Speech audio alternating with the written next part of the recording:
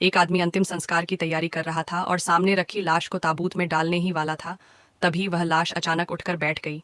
इससे घबराकर कियांग चांगे का चेहरा डर से सफेद पड़ गया। इसी दौरान सफेद कपड़ा अचानक नीचे गिरा और हैरानी की बात यह थी कि वह उसका अच्छा दोस्त दाशान दाशान पान था, जो मजाक कर रहा था। दाशान ने उसे याद दिलाया कि उन्हें एक दोस्त के अंतिम संस्कार में जाना है, लेकिन कियांग को यह बिल्कुल अंदाजा नहीं था कि एक केले की आत्मा बाजियाओजिंग की नज़र उस पर पड़ चुकी थी।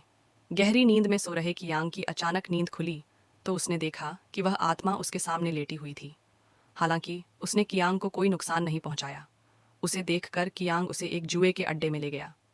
छोटी सी लड़की शाओमेई की पारदर्शी दृष्टि की मदद से दोनों ने बहुत सारा पैसा जीत लिया। एक इशारे से उसने लोगों को भ्रमित किया और फिर कियांग को लेकर वहां से भाग निकली। मगर जैसे ही वे बाहर निकले, अचानक वे एक केले के छिलके पर फिसल गए और चारों खाने चित्त गिर पड़े। एक फूलदान भी गलती से शिवमई पर गिर गया। और सबसे बुरी बात, कियांग की कार गुलू कहीं गायब हो चुकी थी। यह देखकर कियांग पूरी तरह निराश हो गया। अब दोनों को कोई और रास्ता खोजना पड़ा।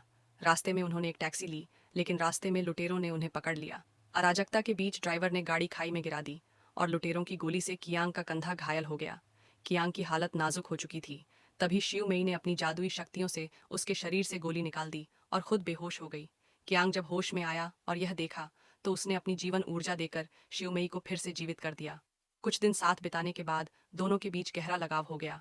कियांग ने शिवमई को पूरी तरह स्वीकार कर लिया और फिर दोनों ने एक सुखी जीवन जीना शुरू कर